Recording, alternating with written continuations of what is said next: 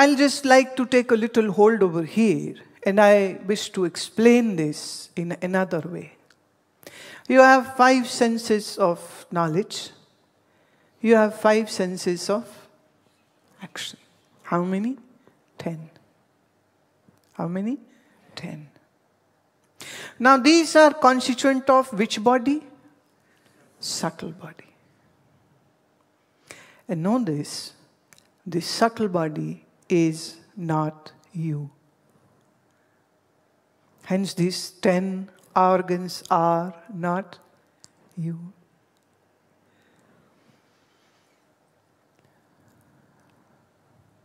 Know this, you are not this gross body.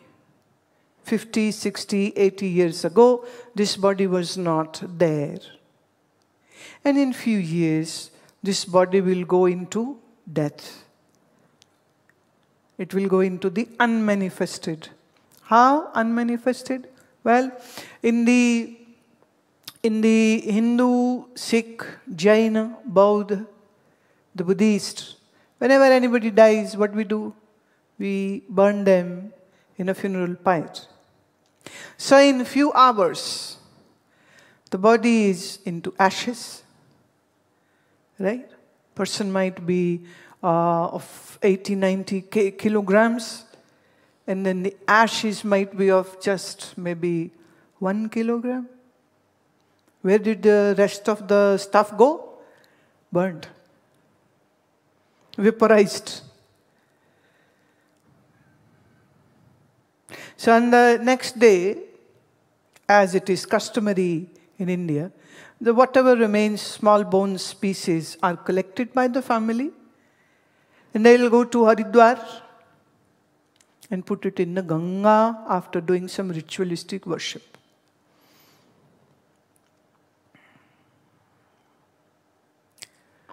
Some Sikhs do it in the river in Punjab itself.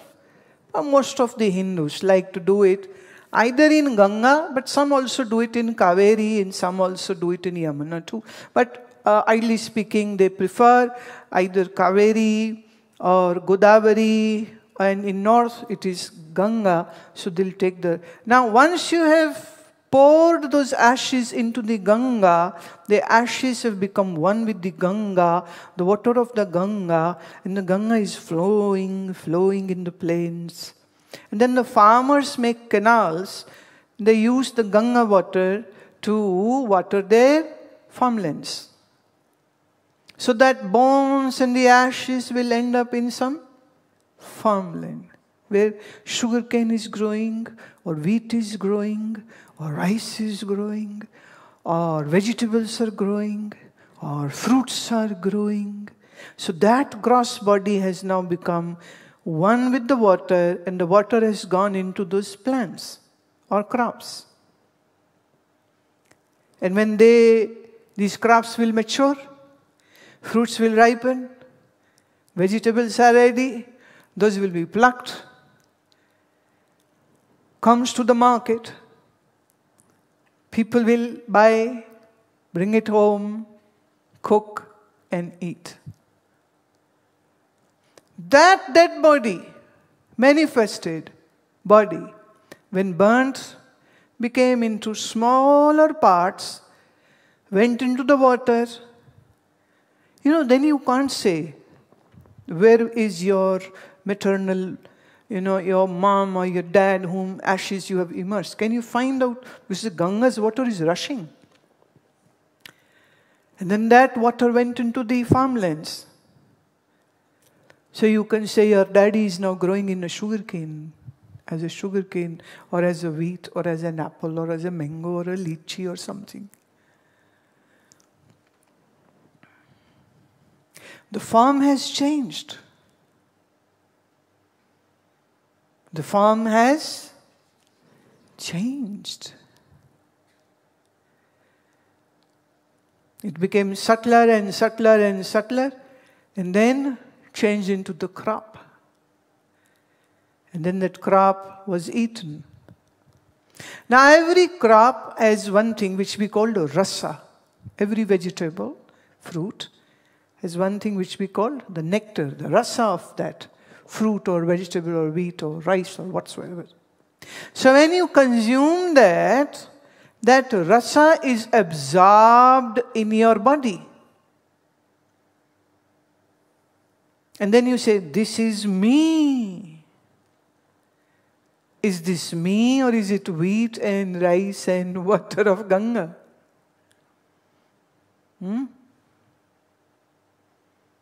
See, beautiful interfusion of the elements is happening.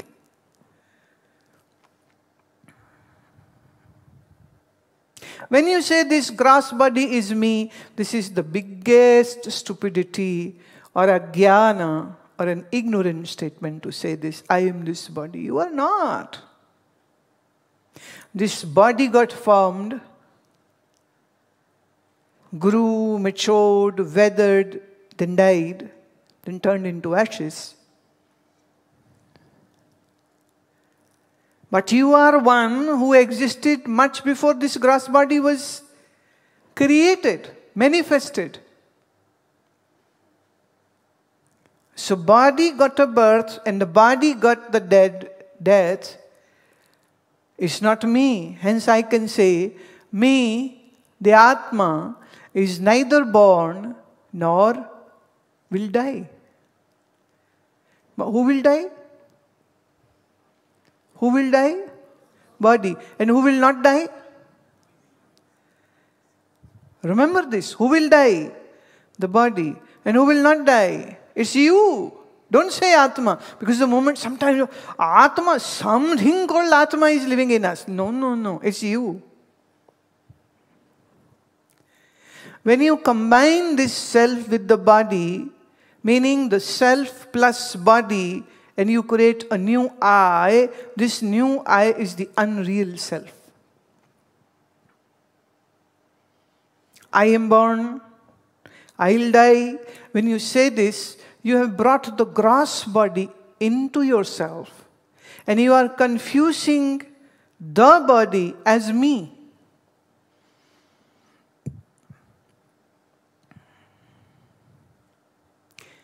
Body is a baby, then body is a teenager, then body is matured, then body is old. But you can convincingly say, you are neither the baby, nor the teenager, nor the matured, middle-aged, nor the old. Okay.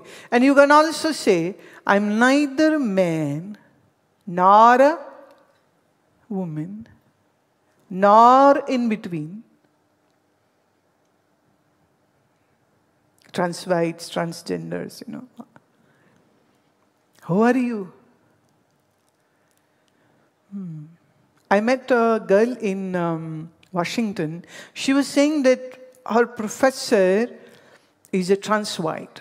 So someday when we go, is a woman, dressed like a woman.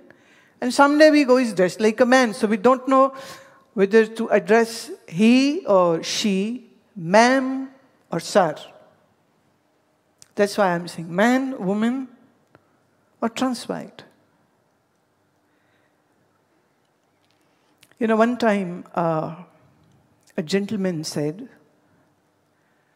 to my disciple, a male disciple, that in our ashram, a woman cannot sit on the Vyasa seat, the Guru Gaddi, to speak or to lecture. Because our Gurudev was a celibate, was a brahmachari, hence on his seat no women can sit. So it was a great, issue. Because my disciples wanted me to go and address, and that venue was chosen. And those people were saying, well, she cannot come because she's she. I said, I don't mind. If they don't like, I won't go. But I have a question. Please get the answer. If their guru was a Vedantist, How come he was so much obsessed with the he and the she? Because the very first step of Vedanta says, I am not body. This means I am neither man nor woman, nor otherwise. So from where does this question of he or she arise? Why the mind is still so obsessed about the genitals, the gender, the body? Unfortunately, the Guru was not alive. Otherwise, I would have sent him invite to come and get some jnana, some knowledge. He definitely needed that. It's very different to repeat the Vedantic Sanskrit shlokas and remember and memorize all that. And it's a very different thing to experience and encounter the reality of self. Two different things.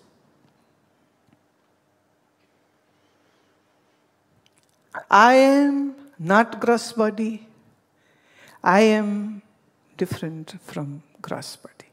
Say this, please.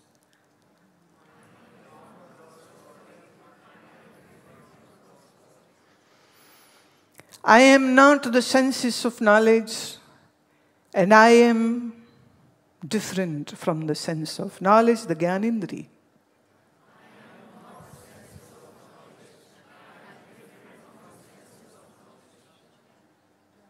I am not the Karamindri, the sense of action, and I am different from the senses of action.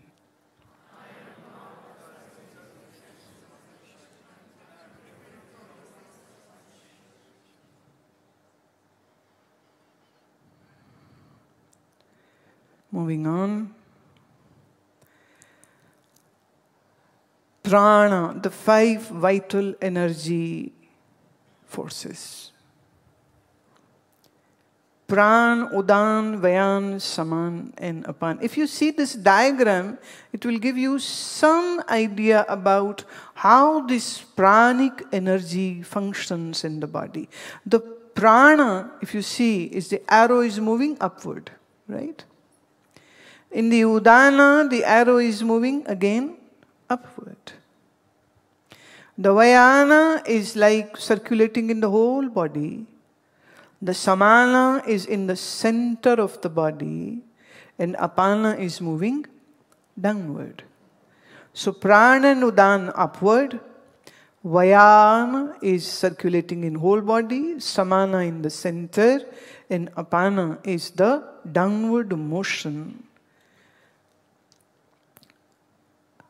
Now let's move on to the next slide, the 5 pranas. The pranavayu, what's the location of the pranavayu? That's heart. What's the function responsible for breath inhalation and exhalation around the clock? See, you sleep. The sleep happens. But breathing is involuntary action. It is an involuntary action. That means the prana knows how to function. It is not using your advices. If it had been on your advice, you would be dead much before your actual time. Because you would have forget to breathe in or to expire. So the prana functions on its own. Location is heart. Apana vayu, the seat is anus. Function is carries out the excretion of urine and feces from the body. Now, it's not only urine and feces, let me say. When a mother delivers the baby, it is the function of the apana vayu. If mother's apana vayu is not functioning properly, then she will have difficulty in delivering the baby. There might be the breech baby, the upside down, the baby moves the position, or the baby isn't moving downward. Now that is happening because of the ill functioning of the apana vayu.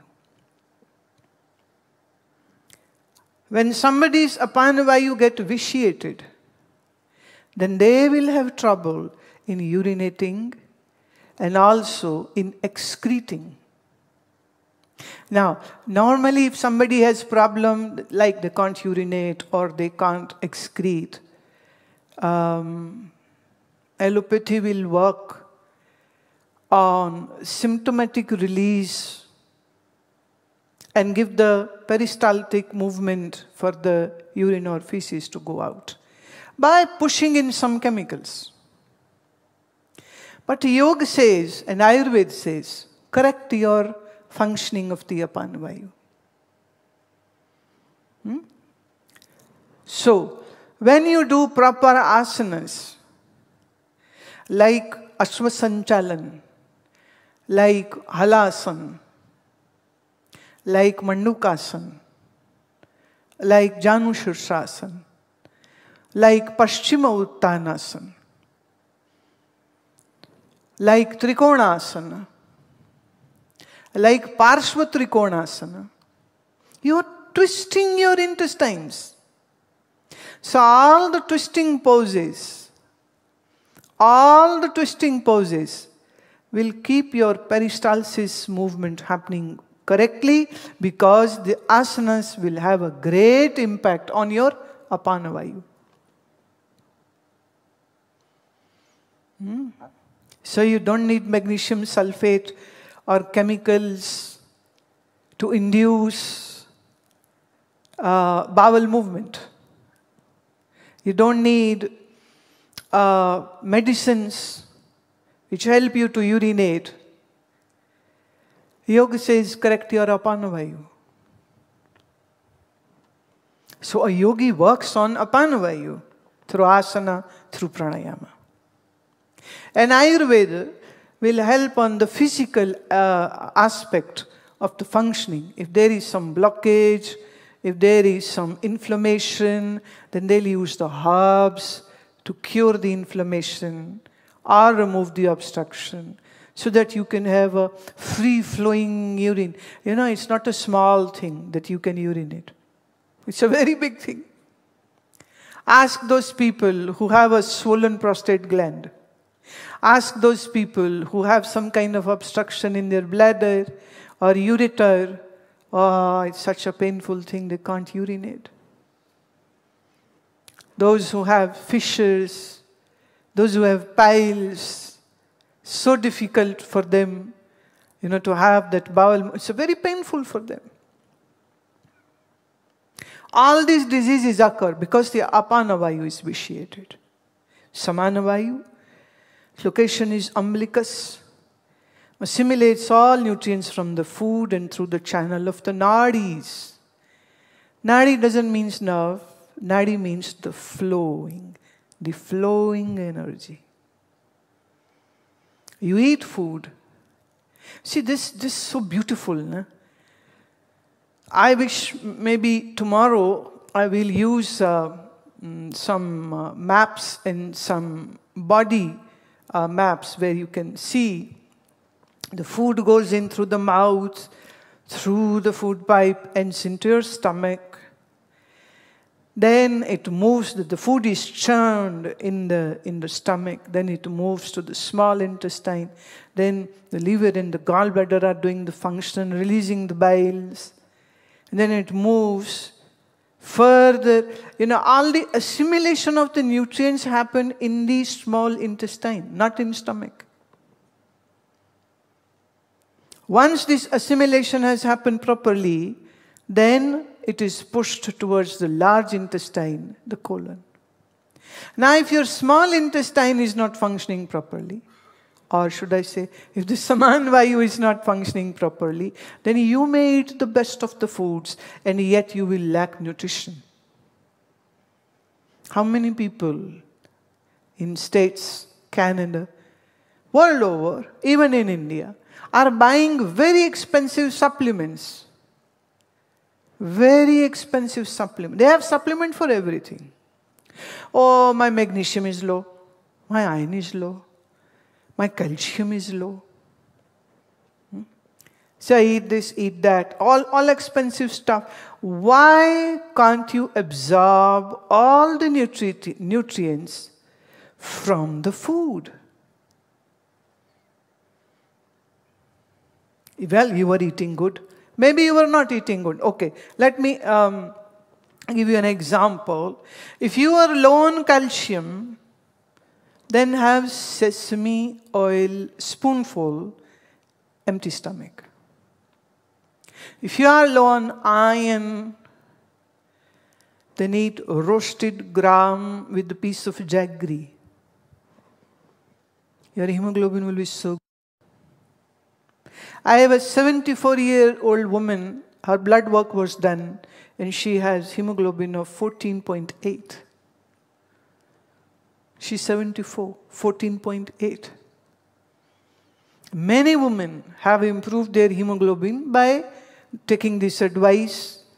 That's a roasted black gram, kala chana, with the piece of jaggery every day. A small bowl is enough. And you will have no deficiency of iron. You will have no deficiency of RBCs in your blood, in your system. Huh? So, if you eat good, but if your samana vayu is not functioning properly, you will be still lacking nutrients in your body. And you know, supplements are expensive. So all of you have to be very smart. Improve your samana vayu. How? By doing Kapalbhati pranayam. See how they are interrelated, the ayurveda, the pranayam, the asana and your food. So if you do Kapalbhati pranayam or Agnisara pranayam, then whatever you will eat, your body will absorb it well. You will not lack in nutrients. Moving on, Udana Vayu, seat is throat. What does it do? Separates the ingested food and water and responsible for hiccups and dreams.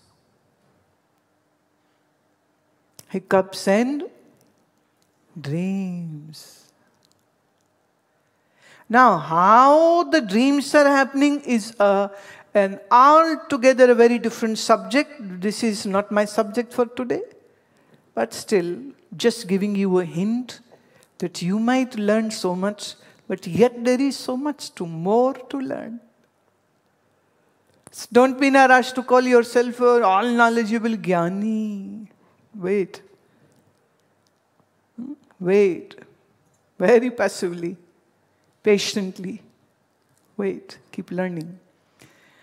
Next prana is Vayan Vayu. That's its present is in entire body, and it regulates and controls all movements of limbs and joints in the body.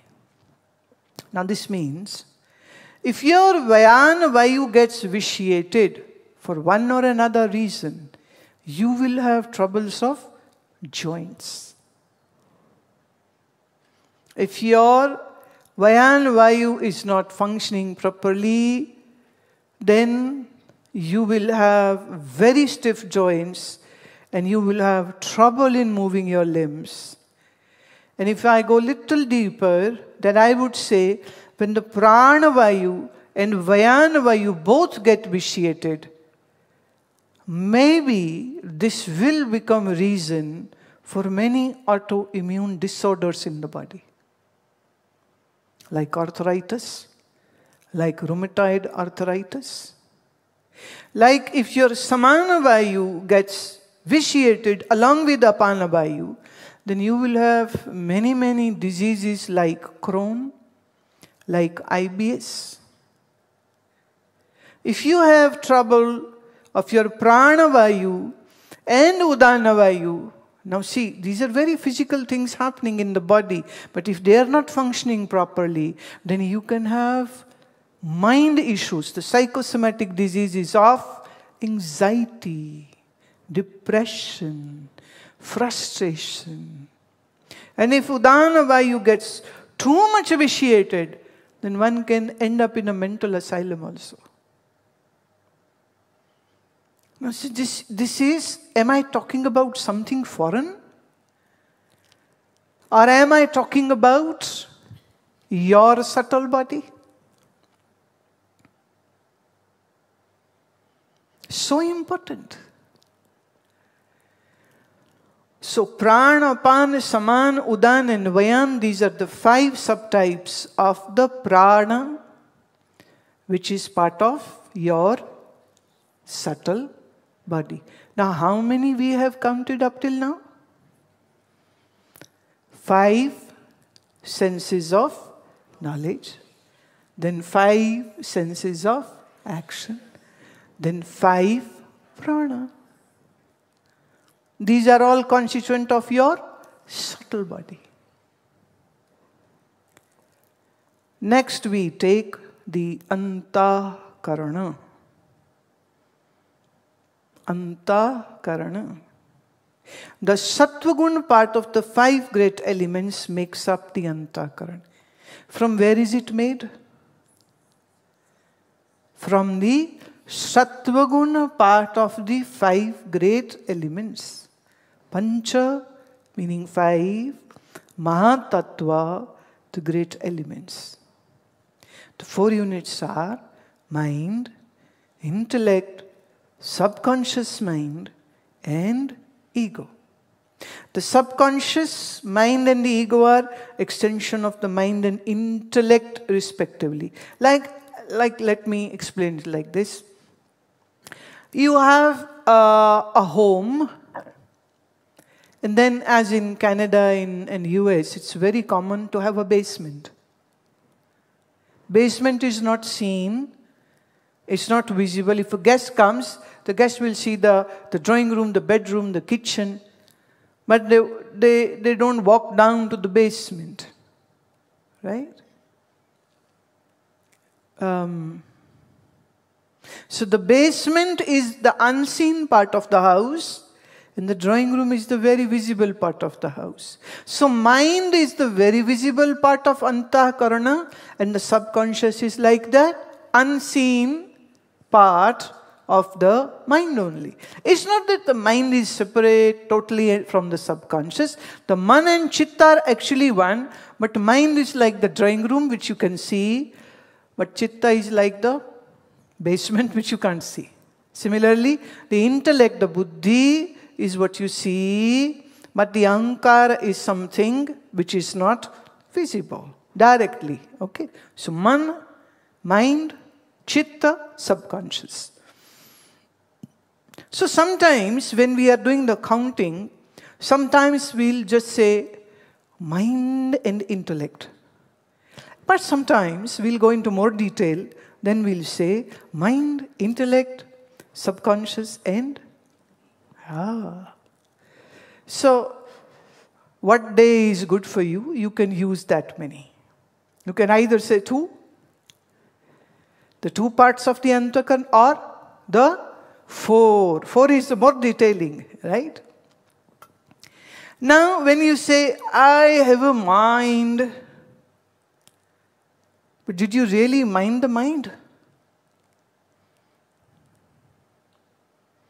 Did you really pay attention to the mind? Now, this mind and this intellect. So if the mind and intellect is not functioning, then can your senses of organ function?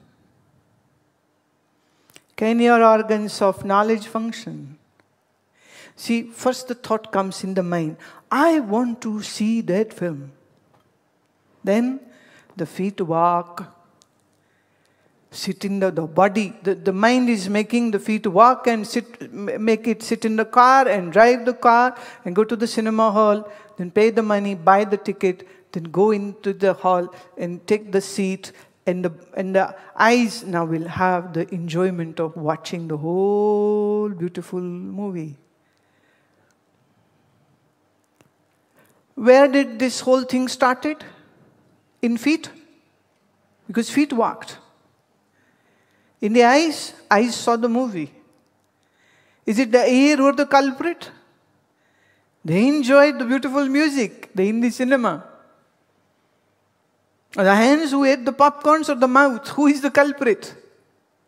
Mind. Now, is it mind or is it subconscious?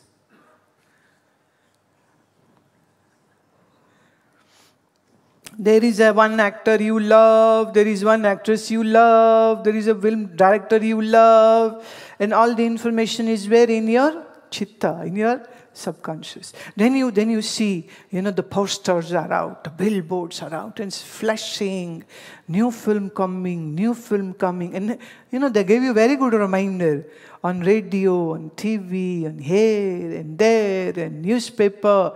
This film is coming, this film, every time. My favorite Stars movie is coming. I have to see the movie. Idea is perpetrated by your subconscious to your conscious mind.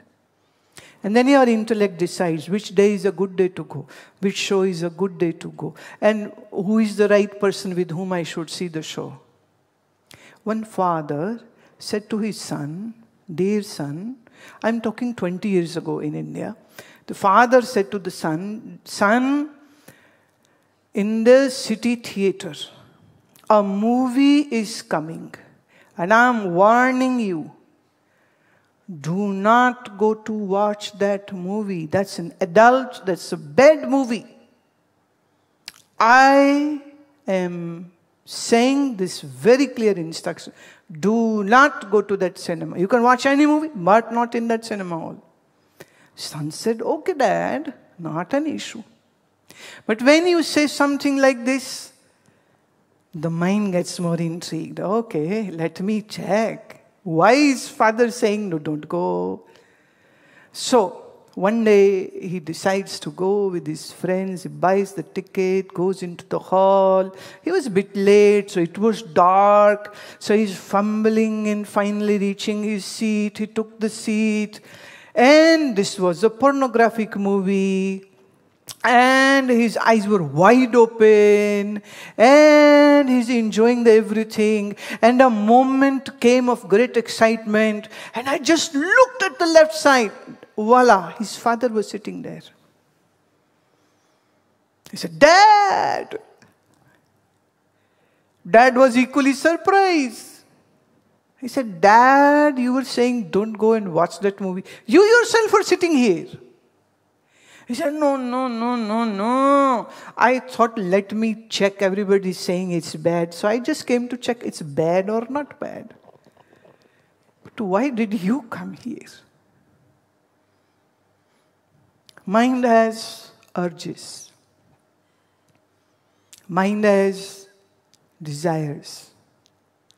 Mind has illegal desires. Unethical, immoral desires.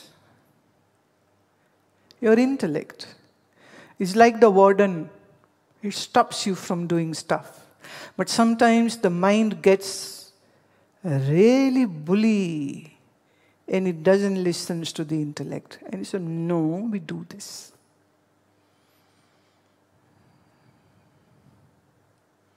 Teenage is the time when everybody is a rebel. Whatsoever parents will say, they say, "No, don't do this." Children say, "Now we will do it." One father was very angry with his son. He said, "Why did you do this? Why did you do this?" The son shot back and he said, "Father, when you were a teenager, didn't you do the same? I have heard all your nasty stories from grandfathers. Don't you dare to say that you didn't do all the stuff. It's my age to do it. You did it. Grandfather did it. Now I will do it." Mind is the seat of your good and bad desires. Mind is the seat of all your attractions and hatreds, aspirations and hopes, dreams and thoughts. What you want, what you need, is there as a deep impression sitting in the subconscious. When this becomes active, then it comes into your mind. So, this mind, intellect, subconscious mind and ego. Mano, buddhi, chitta, ahankara. My dear friend, you are not this. Neither mind, nor intellect, nor ego, nor the subconscious. Mind might have good or bad thoughts, but that's happening in the mind. So if mind is having bad thought, it doesn't make you bad. Mind has good thought, doesn't make you good. Now here comes the understanding which you need to derive from this is that I am not mind, I am separate from mind.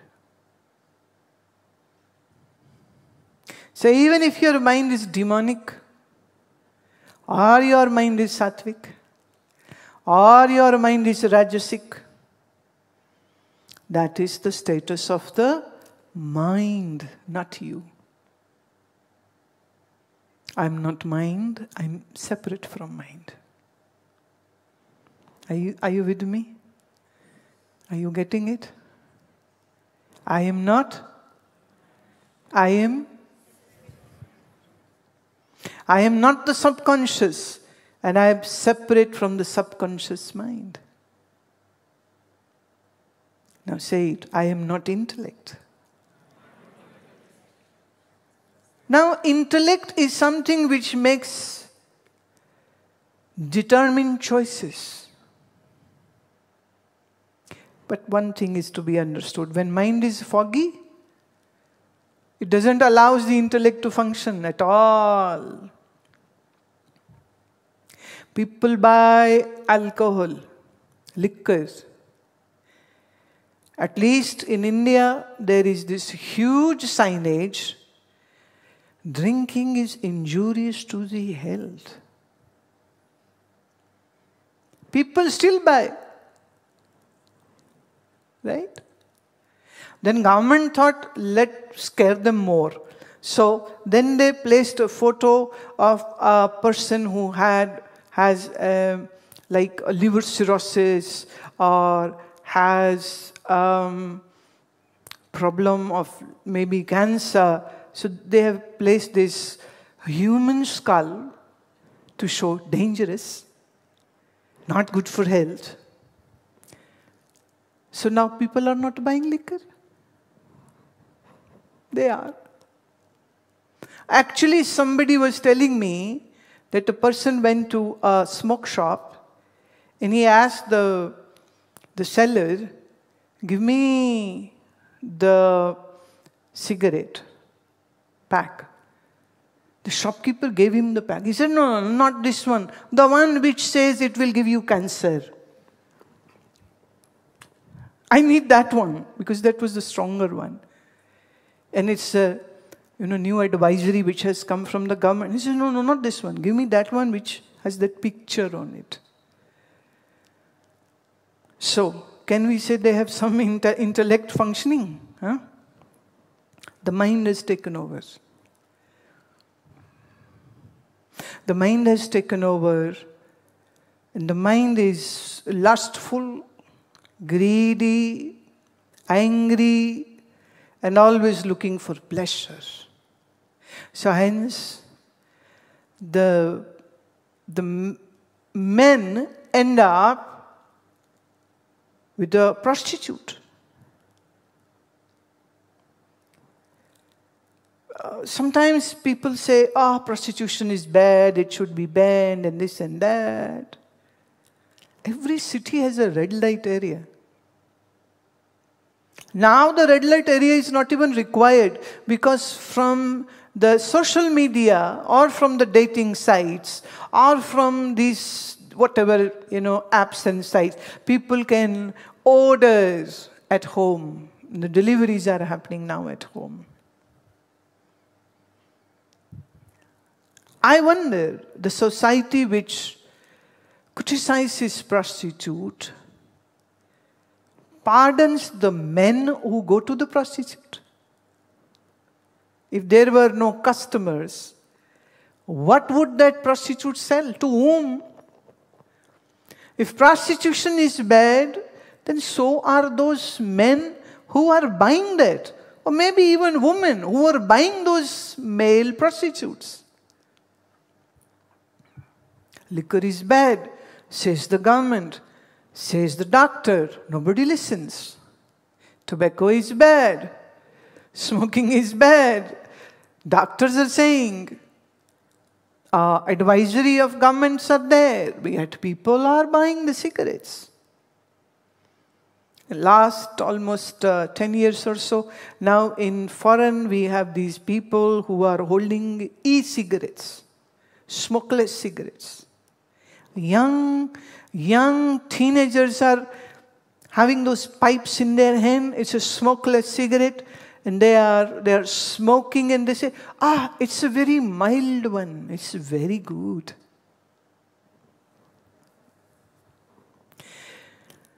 They end up sometimes sharing that cigarette with one another.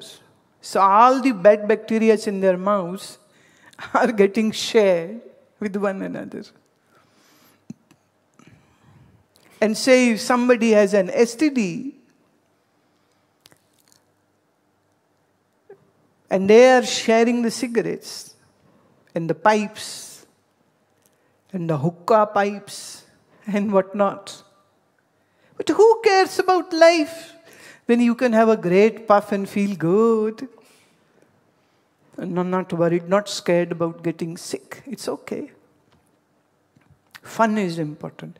Pleasure is important. So the mind which is filled with quick fix, the mind which is filled with the urge to pleasure itself by moral, immoral, legal, illegal stuff, by drugs or whatnot, can we say that their intellect is functioning?